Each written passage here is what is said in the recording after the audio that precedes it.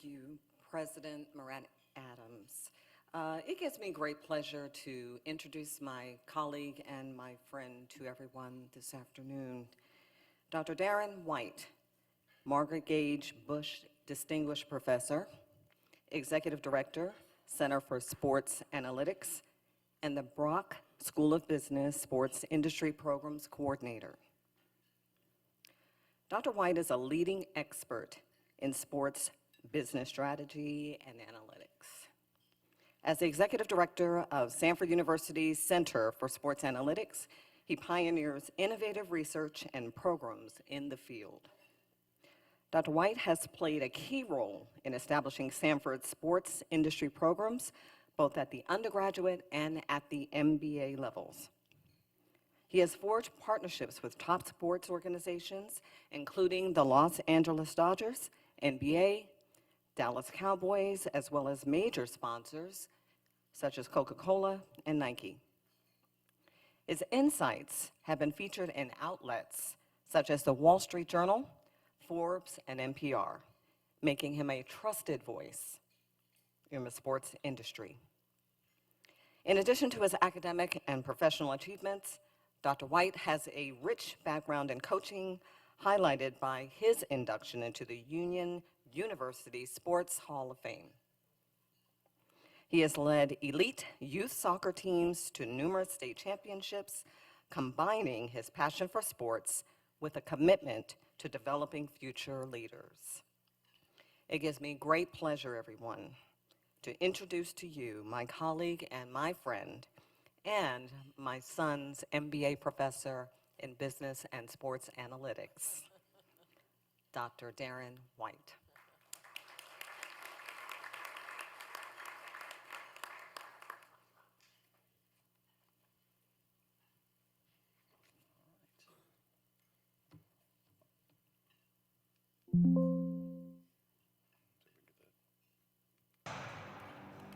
Data absolutely dominates the world of sports.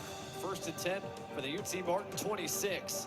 Hires looking down the seam. Chandler Smith's wide open. Here's the issue. It's great to have a ginormous pile of data, but it's a whole nother thing to take that data and be able to leverage the data for actual insights. So that's what the Center for Sports Analytics does, is we train students and we work with sports organizations to help them take the data that they're already collecting and turn it into intelligence. Our primary mission really does center around our students and helping train our students to be the very best sports business and analytics executives that they can be, and then helping mentor them and then ultimately place them in those sorts of jobs when they graduate.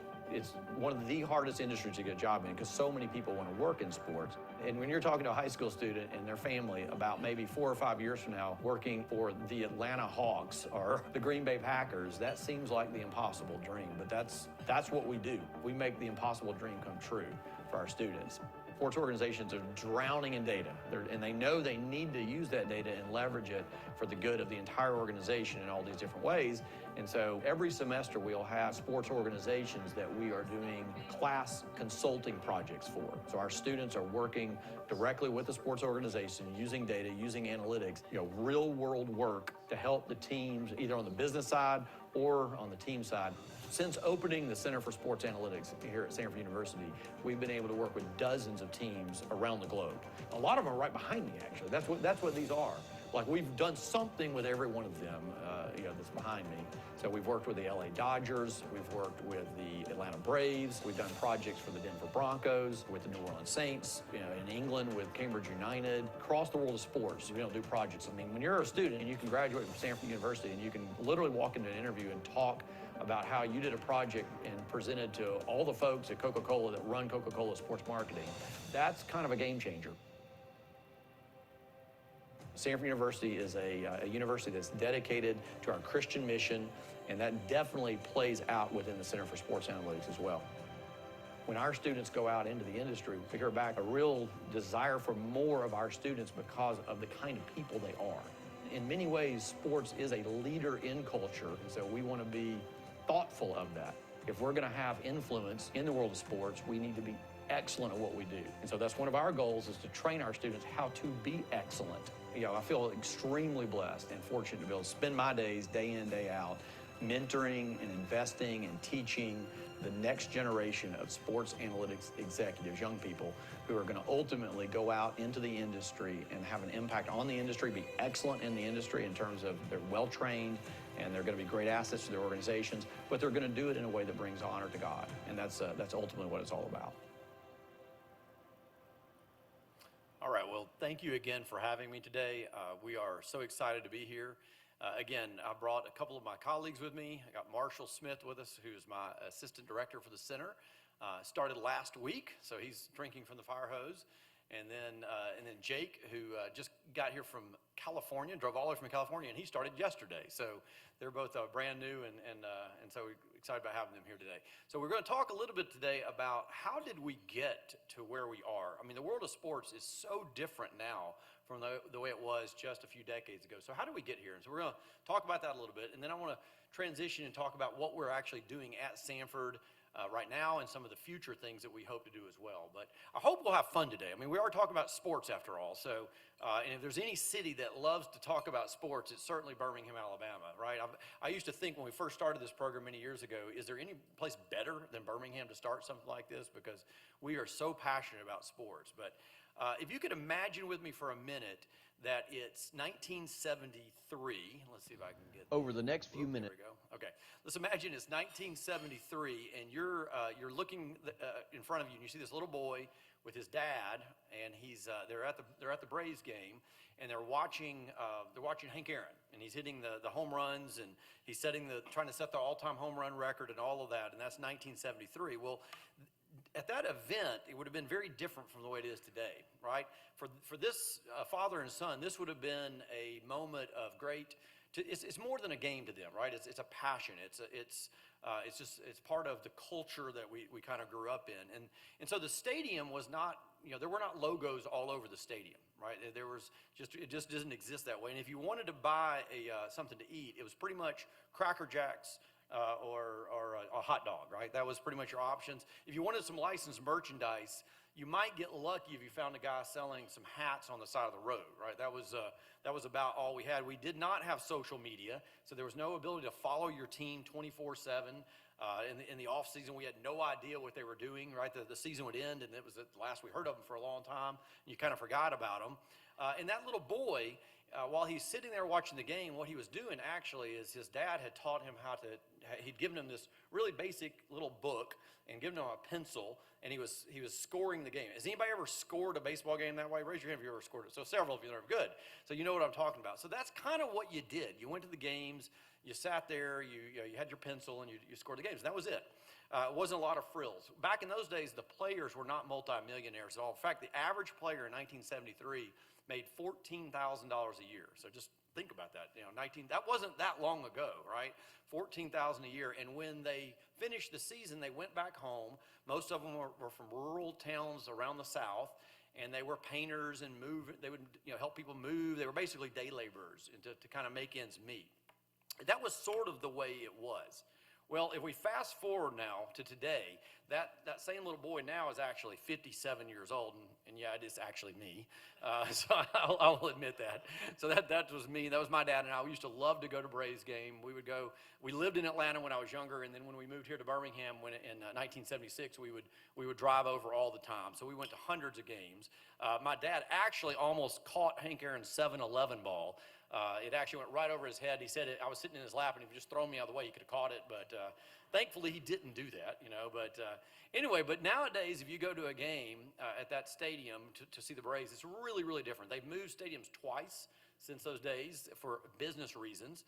Now they're in a stadium that's named after a bank, right? When you look out on the field, you're going to see logos everywhere. In fact, even on the jerseys of the players, right? In fact, fun trivia question. Can anybody tell me who is the sponsor that's actually on the jersey of the Braves? Does anybody know who the company is that paid the money to get that?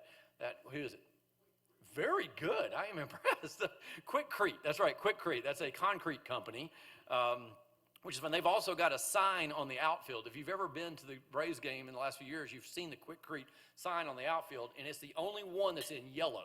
Every other one is in white. And so we actually have a partnership with the Braves. We actually have a mentorship partnership. So next week, we're taking 25 students over to Atlanta, and the seniors will have an executive that serves as their mentor for the entire year. So we do a lot of neat stuff with the Braves. But I found out the reason why was because when they built Truist Park, they offered all the companies that were going to have signs on the outfield, they wanted to either be yellow or white. Well, all of them picked white except for one, and that was Quikrete. They picked yellow. So Jim Allen, the head of partnerships for the Braves, went to Quikrete, tried to convince them to be white, and guess what they said? No way, we're going to stay yellow because it makes them stand out. So that's a fun story. But as you continue to look around the stadium, though, you're going to see the Home Depot treehouse out in center field. You've got the Coors Light Chop House deck, which is a really fun area to hang out in if you've never been there. One of my favorite things of the game nowadays is Beat the Freeze. That's a fun one. They have this guy that dresses up, and he must have won a gold medal or something because he's the fastest guy I've ever seen. Some poor person, a fan comes down, and they give him this big head start. They're racing from foul pole to foul pole, and the guy always runs them down, always beats them right at the tape. It's always a lot of fun. And so that's advertising for racetrack. And when you take your kids nowadays, like when I take my grandkids that are smaller, they're not doing the whole pencil thing, right? They're watching it on the game on their phone, and they've got SpongeBob actually calling the game now, right? The Nickelodeon kind of deal. And my older kids, the ones that are in high school, they actually don't really care about if it's the Braves versus the Rockies or whatever. They care more about their fantasy team, right? They want to know, like, how is this going to impact my fantasy team? In fact, if you do a survey and if you ask high school students, nowadays, the high school students will tell you their favorite MLB team is actually their fantasy team. So it's the most popular MLB team for high school students. And then my older kids, the ones that are adults, they're all about the FanDuel app, right? And DraftKings and gambling during the game. And so needless to say, it's changed, right? It's changed a lot. And if you want to order some food, you can get the best food in Georgia, right? And you can get it right there on your app, and they'll literally deliver it to your seat. Speaking of your seat, it's more comfortable than a lazy boy, right? And if you get a beer, it's no longer the cheap beer. You're getting like some kind of incredible draft beer from Germany that you never heard of before, and it's the perfect temperature. And even though it's 120 degrees outside, your seat's got its little cooler, and it keeps it just the perfect temperature, right? So that's the situation. And then after the game, we all head out and we go to the Battery. That's the Battery right there. And if you've never been, you've got to go check out the Battery. It's amazing. It's this Disney-esque type feeling, if you will. And it's shops, and it's restaurants, and there's all this music going on. And it's a celebration of all things baseball that happens. And a lot of people just go hang out at the Battery, don't even go to the game, because it sits right there in the middle, where the ballpark is. They've got a superstore, the Braves superstore, with thousands of items that you can buy. You name it, you can buy it.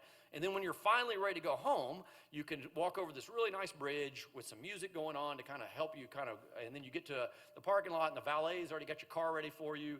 And in some cities, not in Atlanta, but in some cities, there's even a special lane on the interstate to get you in and out, so that you don't have to sit in the traffic. So it's, needless to say, it's changed a ton back from the days when I was growing up, going with my dad, right? And so it's really fun as I'm drive back and forth, and I'm always like to think about this, about how much has changed in such a short amount of time, too. So it's remarkable. Nowadays, MLB last year made $12 billion. So just think about that, $12 billion. And ticket sales, which historically has always been the number one revenue stream in sports, is now third behind sponsorship sales and our sponsorship relationships and media rights. But ticketing revenue is still very important, but it's actually the third most important one. Now, here's the question I want to pose.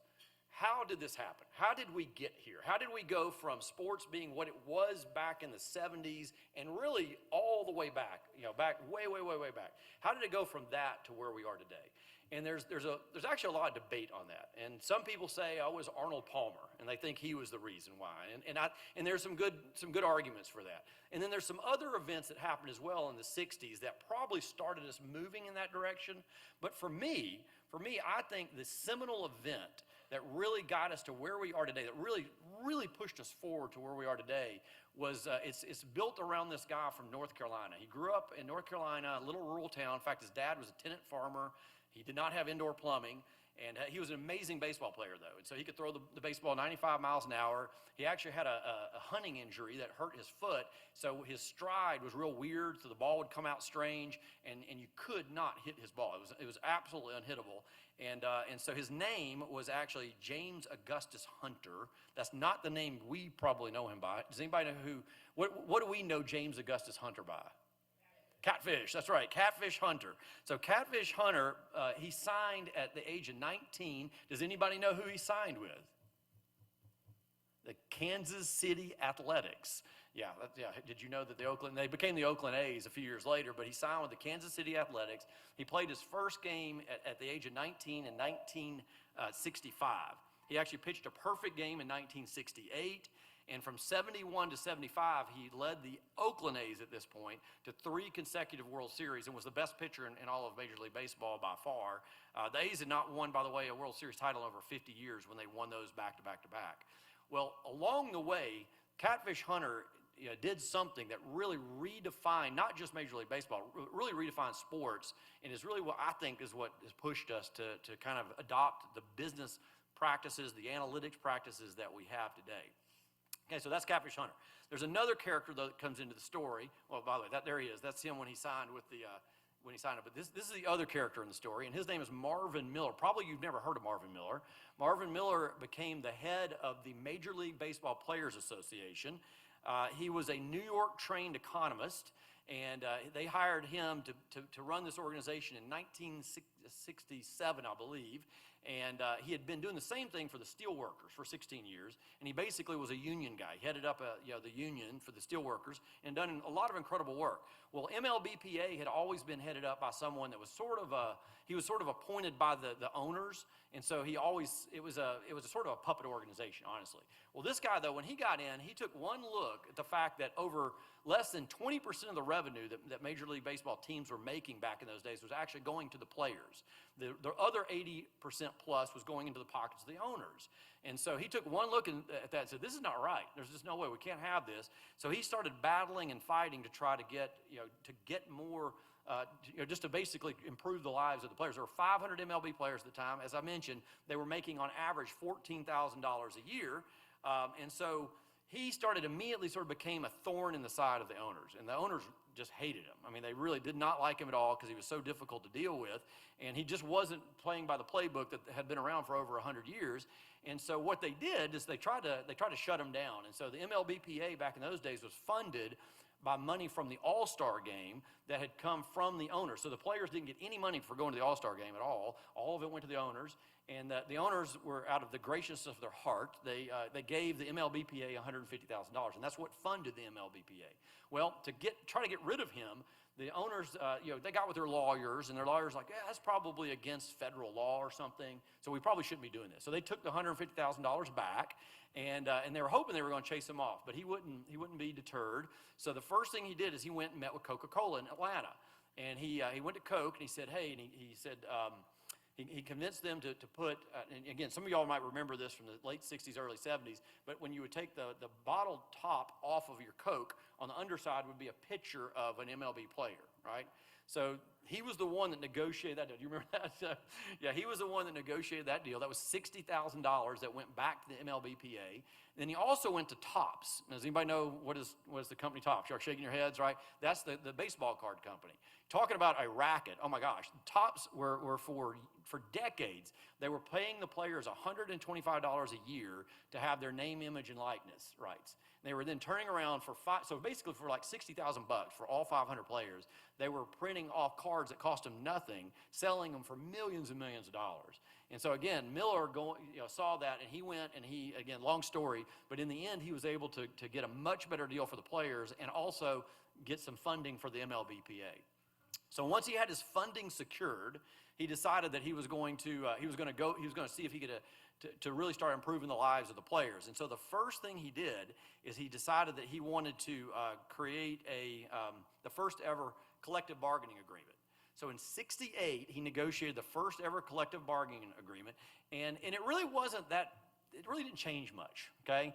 And the owners were happy to go along with it because it kind of made it look like they were, doing something nice for the players, but it really didn't change much. But he was playing the long game in this whole process, and so 2 cycles later, in 1972, he renegotiated it, and he was able to get 2 key things in the collective bargaining agreement that really sort of changed everything that we know about baseball.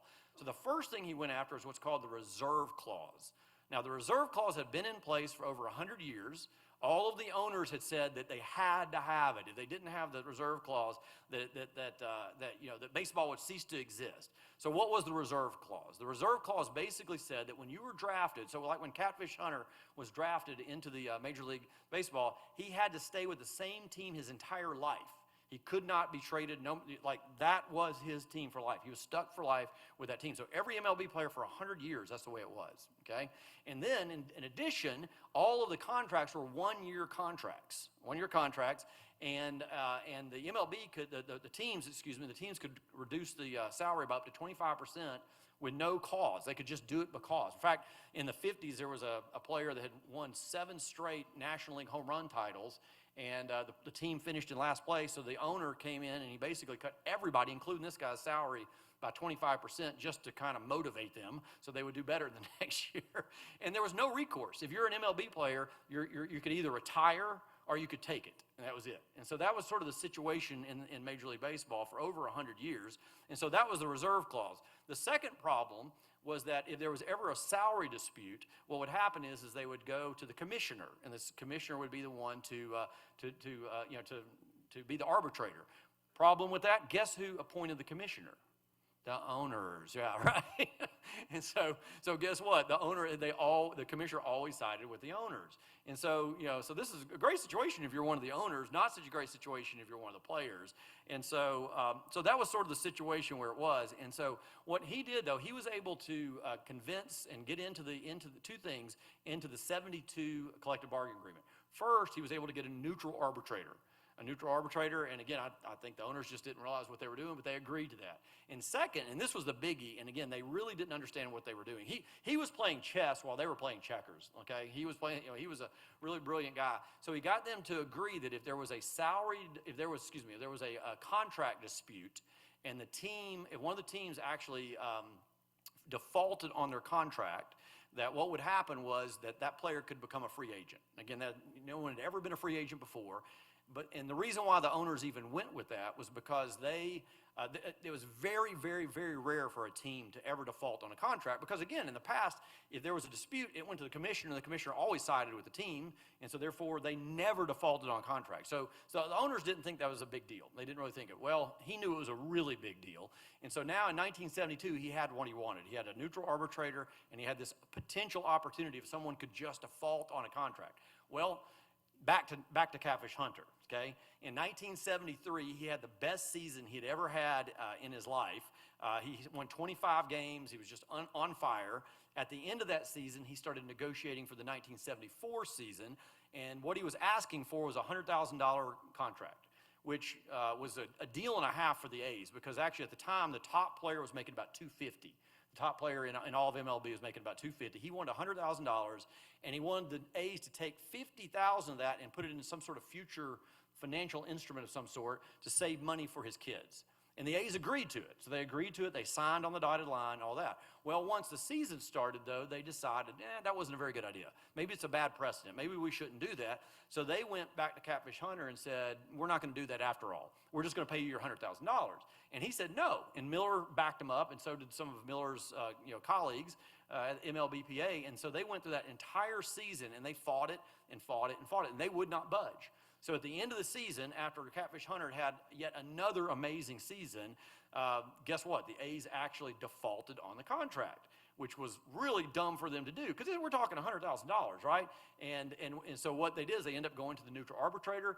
Guess what the neutral arbitrator decided? They decided completely in favor of Catfish Hunter. So now, overnight in November of 1994, we have our first ever star player who's now a free agent. And it was like Catfish Hunter sweepstakes was on, okay? And so in December of 1974, you had every MLB team out there was flying into his little hometown trying to convince them to play for him, which is funny because remember, these same owners for 100 years have been saying, oh, well, we can't, we can't do that, right? We can't have free agency. Baseball will disintegrate. Well, that's not actually what happened, right? The bidding war started, and on New Year's Eve night, so it's the 31st December 31st of 1974, Catfish Hunter got on a plane and he flew. Does anybody know where he flew to? Anybody know who signed him? It was the Yankees. That's right. So the Yankees signed him right there. We go. Maybe if I can get that. There you go. So that's the front page of the New York Times on January 1st, 1975. Steinbrenner had bought the team just a few months or years earlier, and he ended up signing Catfish Hunter. And look at the deal. It was a $3.75 million deal. And it would be like today if it was 15 times higher than the largest salary at the time, and he ended up signing this deal. It'd be like a player today signing for $4 billion, if you can imagine that, right? I mean, it was just, nobody could believe what had happened. I mean, most of the experts thought he might get $300,000. And so for the Yankees to give him $3.75 million was just unfathomable to everyone. And so that broke the door down big time for free agency. And going forward, what ended up happening, of course, is the salaries started to climb all across the league. And now because the owners are now having to actually compete with each other for talent, right, guess what? They had to find ways to make more revenue. They had to find ways to actually take these teams that were really, really valuable assets that in most cases they kind of let them go, and they really started improving the teams. And so they started finding ways to improve the fan experience. They found ways. So over the course of the next 2 decades, you saw this huge transition where we went from back in the 70s where the front office of most of your pro teams had former athletes and coaches that was sort of running the organization. In the 80s and 90s, it started becoming more and more business people getting hired. So if you were to go over to the Braves today and go in the front office, there's almost nobody that works in the Braves that actually played baseball. I mean, it's the people who work on the business side of the organization are specially trained sports business and analytics executives. That's who runs sports nowadays. So finishing the story though, and that's a little tough for you to see, but in early 1980 was when ESPN came out. I don't know if you remember that, but I remember that was one of the greatest days of my life when I could watch sports 24/7. It was awesome. I literally remember when it got on my TV, I was like, oh my God, I went over and found my next door neighbor. I was like, you're not gonna believe this. And so he came over, his name's Taylor Steele, I'll never forget it. In the 90s, we had David Stern in the NBA taking the NBA global. So we started taking sports global. We just saw, of course, that happen, over in Ireland this weekend with the Georgia Tech defeat of Florida State. We had Jerry Jones got really aggressive with the Cowboys. The NFL historically had only allowed each NFL team only to market within their footprint, and Jerry Jones sort of busted down the doors on that one, and he is, in fact, even today, if you were to Google the top most valuable sports franchises in the world, Forbes does that every year, the Cowboys still to this day are a top 5 team in terms of their value, even though they never win, but they still make a lot of money. And so they're, they know what they're doing on that side. So, and then in college sports, we went, the March Madness, which used to be, no one used to ever watch the basketball tournament. It was literally called the NCAA the NCAA men's basketball tournament. I think that's what it was. And actually one of my board members coined the phrase March Madness. It was Jim Host. If you know that name, Jim is on my board. His grandson graduated from our program.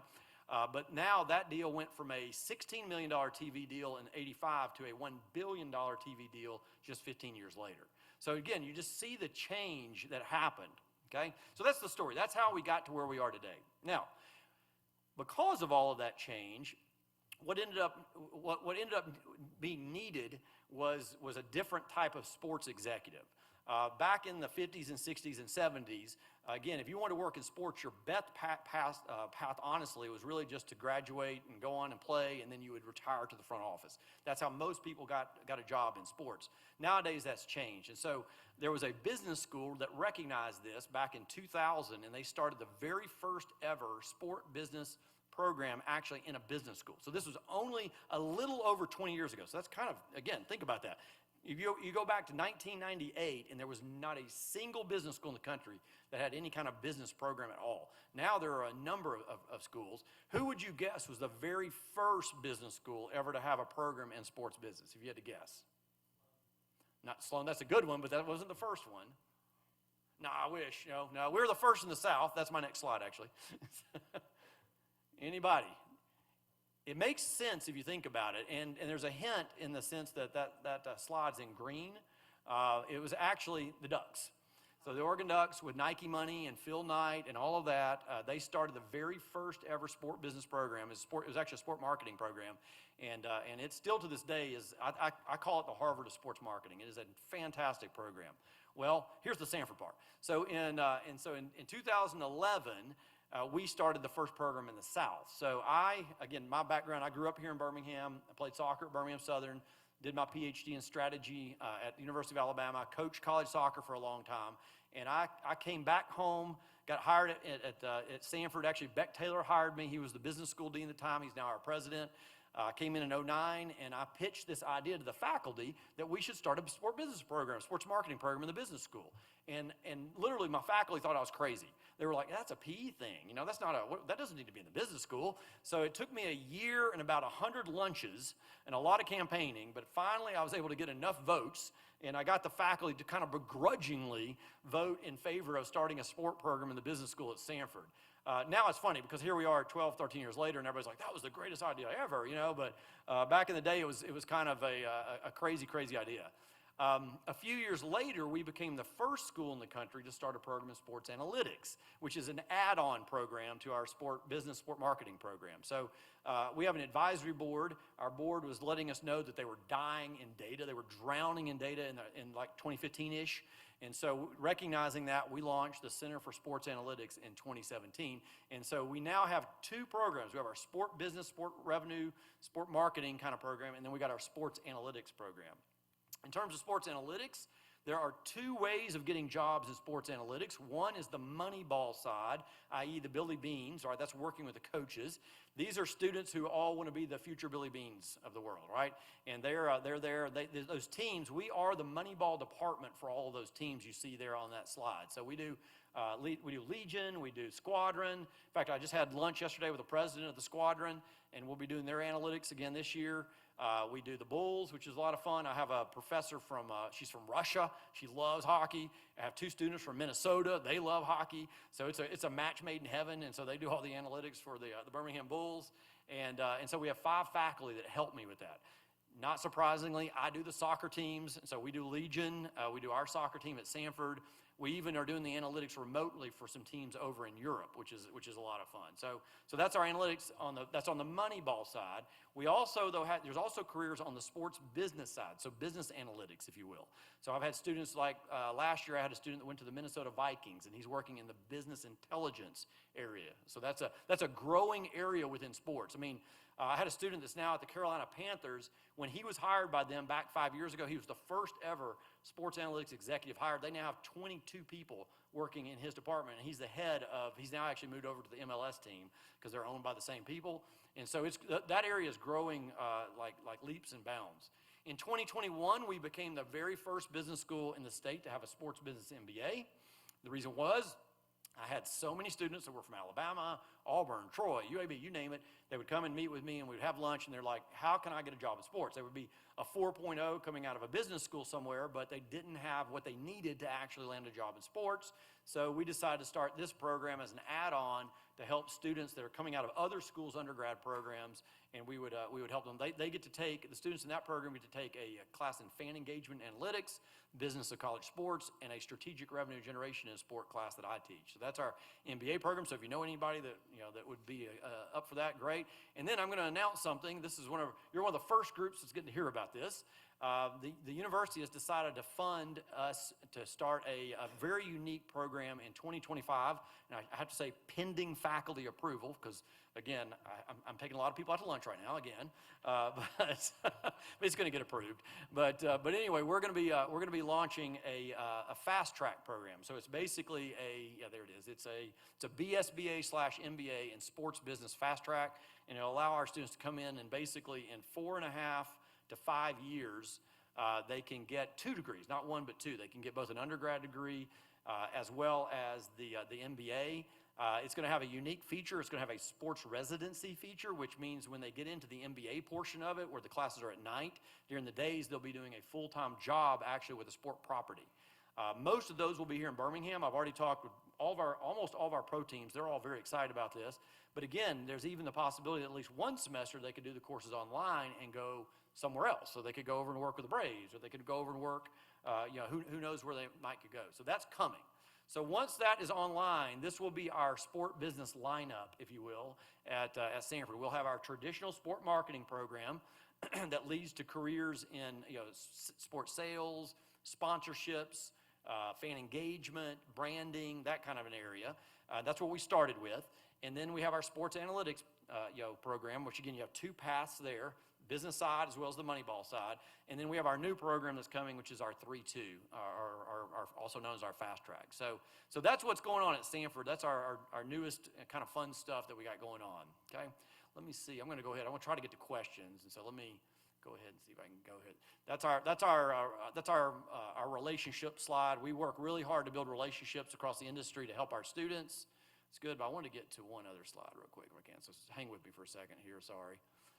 I knew I was going to run out of time, so there's our placements. There are some of our projects we've worked on. But we're doing something this summer that's going to be a lot of fun. We're going to actually have our first ever high school camp this summer. So if you've got a student, that's our new space we're building actually. That's being designed by the company that designed the Cowboys headquarters. That's going to be really cool next year. There it is. So next summer, if you've got a high school student that you think might be interested in sort of kicking the tires and wants to get to know us, they can come for a week and be a part of our sports business MVP boot camp, okay? We don't even have a website. In fact, Jake is working on it. Jake, right? When's it gonna be ready, Jake? I put him to work, man. He got here and I was like, let's go. So anyway, so hopefully in the next couple of weeks, we're gonna have a website up and going for that. But basically, it's an opportunity for high school students to come in and for a week act like they're in the program. And we're just going to have a great time. It's going to be fun. We're going to do a case cup competition. We're going to take them to Rickwood one day. I can't wait to do that. We're just going to do some fun stuff. And so it'll be a chance also for us to get to know them. It's almost like an ID camp because our acceptance rate in the program is pretty low. We've had it as low as 15%. So we have years where we'll have 150, 170 students apply, and we only take 20 per year. Now, next year, we're going to bump that up to 40 because we have this new program, but in general, it's a good opportunity for students to come get to know us and for us to get to know them, okay? So that's kind of what we got going on at Samford. It's a lot of fun. If you're ever over on our campus, please stop by the business school. I'd love to show you around. We have speakers on campus all the time, and I'm happy to have folks from the public come and hear them. This is probably the best. This is the best way to kind of keep up with all that. I'm a big guy on Twitter. If you're into the world of sports, you gotta be on Twitter. It's the virtual Buffalo Wild Wings. It's where everybody goes to trash talk during the games. So I just ignore all the political stuff. I'm more of a sport guy. So I just do the sport stuff only. So you can follow us on Twitter, and that's a great way to keep up with what's going on in our program.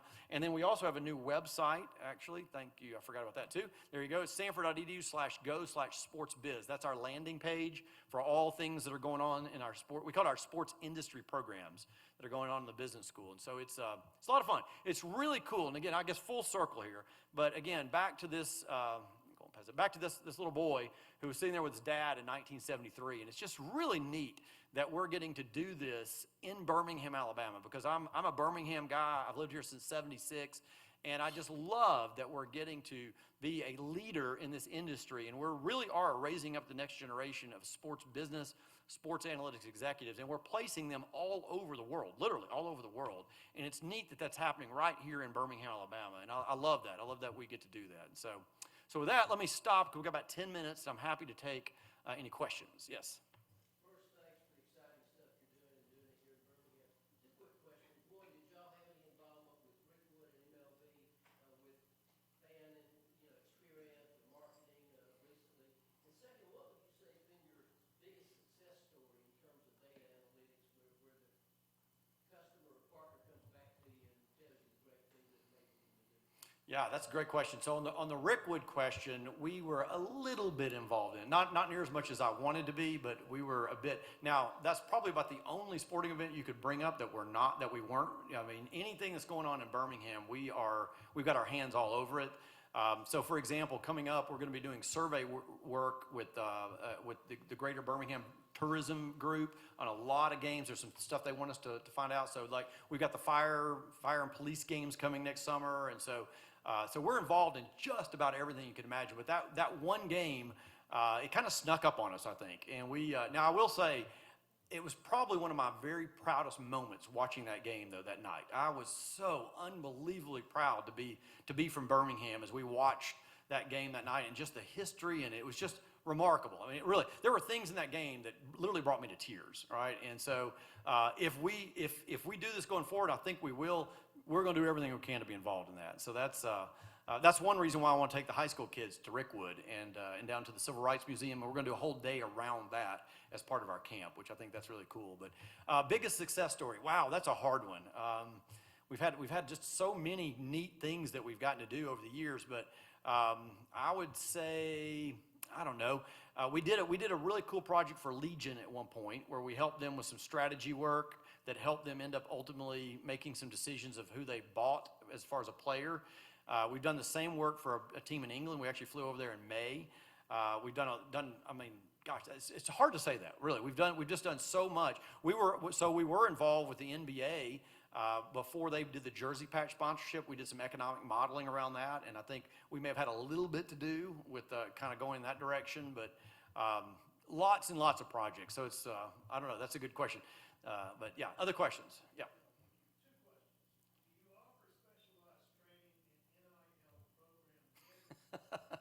Yeah.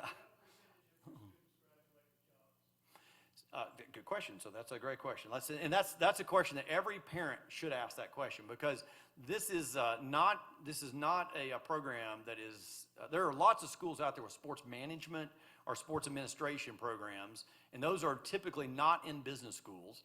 And they're great for what they do. Okay, so if you're wanting certain kinds of jobs, they're great. But I'm going to see if I can get back to my slide on that, because I actually track that very closely. Let's see if we can get there.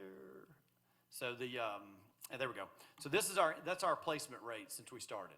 So we have again been dogged about trying to help our kids get. That's why we build all these relationships in the industry. It's why we're so front facing. Is that 74% of the students that have graduated within 6 months have gotten a job in sports. Another 24% have gone on to grad school, and a lot of those are my analytics students. They choose to go to grad school because they want to get more advanced, computer science or whatever. So we've only had a 2% failure rate, which is literally represents about 2 or 3 students that have we've gone. So and so we work very, very hard to help our students get jobs after they graduate, and really even after that. I mean, 3, 4, 5, 6 years down the line. We have an example right here. You already brought up her son, and so so that's a success story right there. So, and it's awesome. I tell people I got the greatest job in the world. I really do.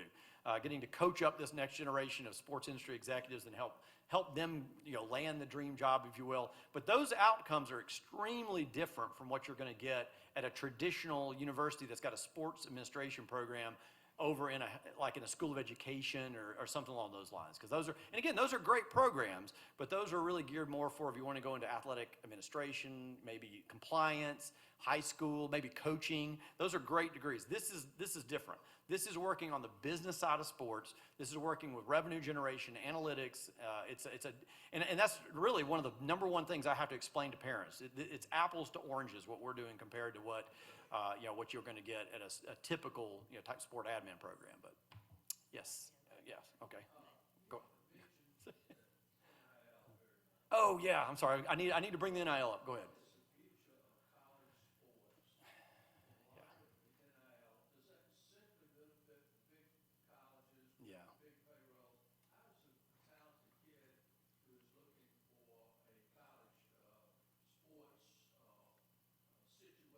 Yeah. Yeah, we could talk about that for the next hour, but it's interesting that if you think about what's driving NIL and the transfer portal, and now starting next year, universities are going to be able to pay the athletes up to $22 million. So there's 3 things that have happened just in the last 5 years. And those three things combined together is totally changing the landscape of college athletics. But in a lot of ways, does it not kind of mirror what happened with Catfish Hunter back in? If you think about it, that they were the labor pool was sort of their ability to earn money was artificially being held down, and that's in some ways what's is happening. There's a lot of parallels, in other words, between what's happening right now. I'm sorry. Yeah, well, yeah, that's changing as well, right? So that's so going forward, where we are in college athletics, starting next year in 2025, colleges can pay up to $22 million out of the athletic budget in actual salaries to the student athletes. That's happening next year. You also have the NIL money as well, and then of course you've got the transfer portal. So with all of those things, college athletics is changing. I mean, it's just, and I'm not making a value judgment one way or another. It's just the reality is it's changing, and it's changing fast. So what's going to happen is in the next 10 years, you're going to see the front offices of athletic departments are also going to change. They're going to go through a major transformation, just like pro sports did back in the 70s and the 80s. We're about to watch the same thing happen in college athletics. Those front office, so for example, the University of Alabama, which is, again, my university that I graduated from, most of the revenue functions are actually outsourced to like the Learfields of the world, the Paciolas, the Ticketmasters of the world, right? And so a lot of that is actually outsourced. I predict in the next decade, you're going to see a lot of these athletic departments are going to bring those things in-house because they can manage them a lot more successful and much better. And so yeah, I don't know that answers your question, but it's it is where I struggle is with student athletes and what it's doing to student athletes. Because I was a college athlete just like a lot of you in the room, and it is not the same today as it was. Because then you add on top of it the social media, the fact that your face is on social media 24/7, and it's hard to be a student athlete. You're moving from school to school. You're having to deal with I mean, even like the University of Alabama, as an example, they have a GM now. They have his name's Courtney Morgan, I believe, and just last week they gave him a huge raise because he may be the most important person on campus, honestly, even more important than the coach, because he's the one that's going to manage the entire team and all of the finances and the negotiations and all that. So it's a new world that we live in college athletics and all that. Yes. Okay. In the blue? Okay.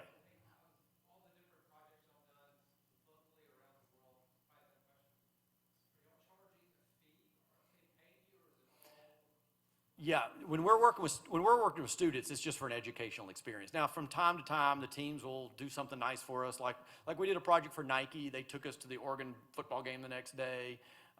We went to Cambridge United. They hosted us at a Premier League game the next day. So they typically do something nice. Maybe take us out to Buffalo Wild Wings for dinner.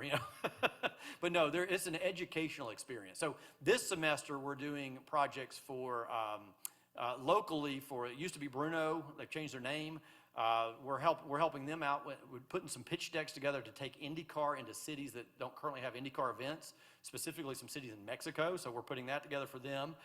And then another class we're doing a project for Diamond Baseball Holdings, which is that's a new entity that owns 35 minor league baseball teams. And it's kind of a new deal, and so we're doing some work for them in a class, and then I mentioned the Greater Birmingham Tourism, and then we're always working for the SEC. Like we've got great relationships with the SEC. You didn't get to see my advisory board, but I've got some great people on my board, including some folks from the SEC, and so we'll be doing some stuff with them as well. So and that's really why my students. If you don't know why the students get placed, it's because when they graduate, their resumes are unbelievable, and that's how they end up getting placed. So, all right, thank you so much.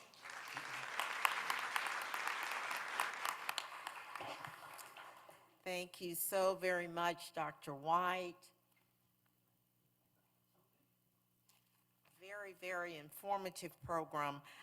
In appreciation of your time with us today, we will be making a donation in your honor to a charity of your choice. So thank you again for being here. As a reminder, Kiwanians, we will not be meeting next Tuesday, September 3rd, following Labor Day holiday. We look forward to seeing everyone at our next meeting on Tuesday, September 10th, with Speaker Frank Neville, the president of Millsaps College.